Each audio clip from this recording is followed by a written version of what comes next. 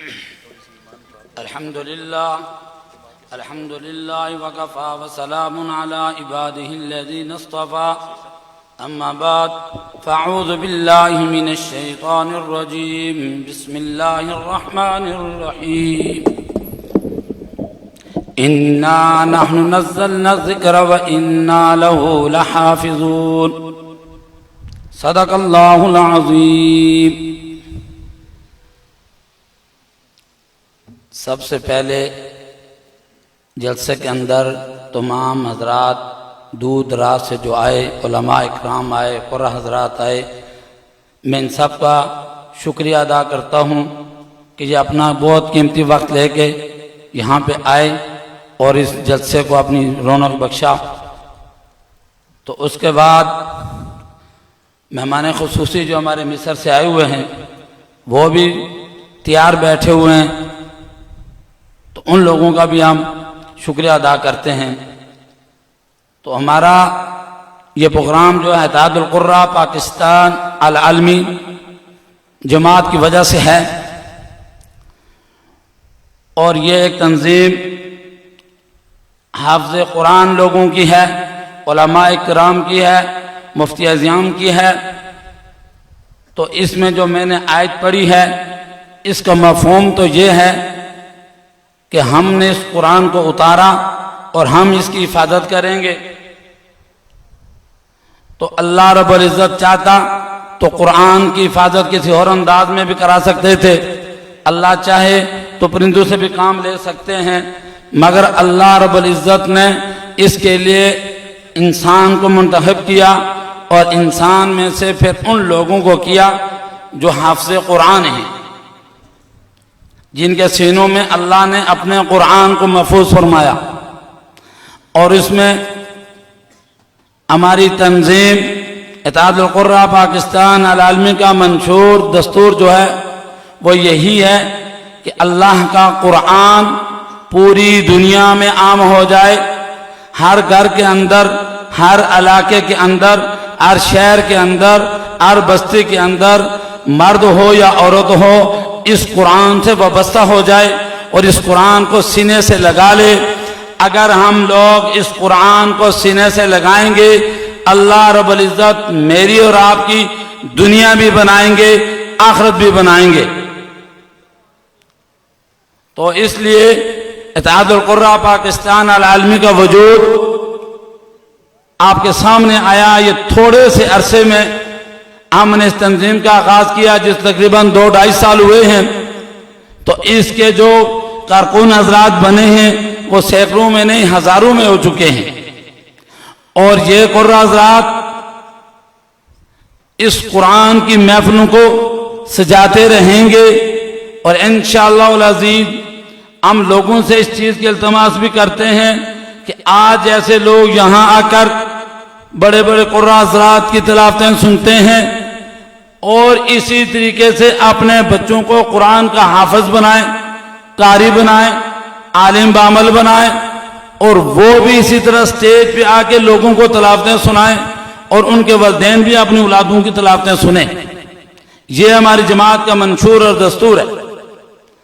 اللہ رب العزت اس قرآن کے ساتھ جو آدمی وابستہ ہوتا ہے اس کو دنیا کی ہر نعمت دے دیتے ہیں. حضور صلی اللہ علیہ وسلم کی ایک حدیث اس طرح ہے، اشراف امتی حملۃ القرآن. یہ جو اللہ کے نبی نے اس حدیث میں آپ لوگوں کو بشارت دی ہے، کیا دی ہے؟ کہ میری امت کے اندر سب سے معزز، سب سے اعلیٰ، سب سے اونچے وہ لوگ ہیں جن کے سینوں میں قرآن ہے.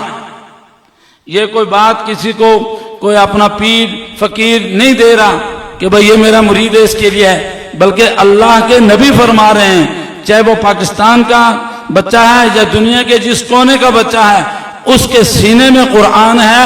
تو اللہ کے نبی فرما رہے ہیں کہ وہ میری امت کے اندر ہے اور قرآن کا حافظ ہے، وہ ساری دنیا سے اعلیٰ ہے.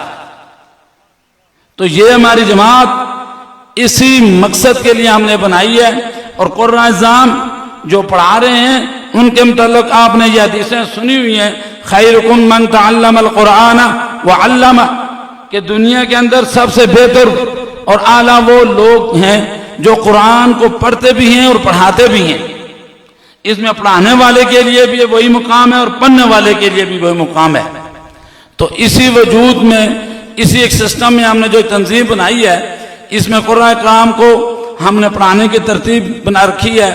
اس کے لیے ہم ورکشاپیں بھی کراتے ہیں اور قرآن اعظم کی تربیت بھی کرتے ہیں، اور بچوں کے اندر مقابلے بھی انشاءاللہ کرائیں گے کہ بچے اندر، ان کے والدین کے اندر قرآن کا شوق پیدا ہو جائے۔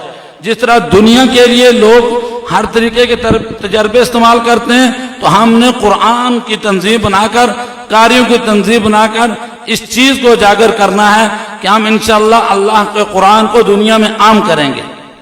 تو جتنے حضرات یہاں پہ آئے ہیں، ان حضرات سے ہماری یہ گزارش ہے کہ کم از کم جن آدمی کے 2 بچے ہیں، 3 بچے ہیں، ان میں سے یہ ایک بچہ تو اللہ کے قرآن کے لیے وقف کر دیں۔ کیوں بھائی؟ اس کے لیے سب ساتھی تیار ہیں کہ اپنے بچوں کو حافظ قرآن بنائیں گے۔ کم از کم سارے نہیں تو ایک بچہ تو ہونا چاہیے۔ اس کے علاوہ ناظرہ سب بچوں کو پڑھانا چاہیے۔ تو اللہ رب العزت مجھے اور آپ کو اس قرآن کے ساتھ وابستہ رکھے اور اس پر عمل کرنے کی توفیق عطا فرمائے، اور ہماری 24 گھنٹے کی جو زندگی ہے وہ اس قرآن کے مطابق گزرے گی۔ جب اس قرآن کے حلال کو حلال جانیں گے، حرام کو حرام جانیں گے، تو اللہ رب العزت قیامت کے دن جو ہمیں انعام عطا فرمائیں گے، ایک تو قاری کو یہ کہا جائے گا کہ تو قرآن پڑھتا جا اور جنت کے درجوں میں چڑھتا جا۔ آپ سب لوگ جانتے ہیں قرآن کی کتنی آیات ہیں، جتنی وہ آیات پڑھے گا وہ اس کا مقام ہوگا، اتنی منزل اس کو جنت کی ملے گی۔ آج 1 منزل، 2 منزل، 5 منزل، 10 منزل مکان بنتے ہیں، پلازے بنتے ہیں، مگر قرآن کی آیات کتنی ہے؟ ہزاروں میں ہے۔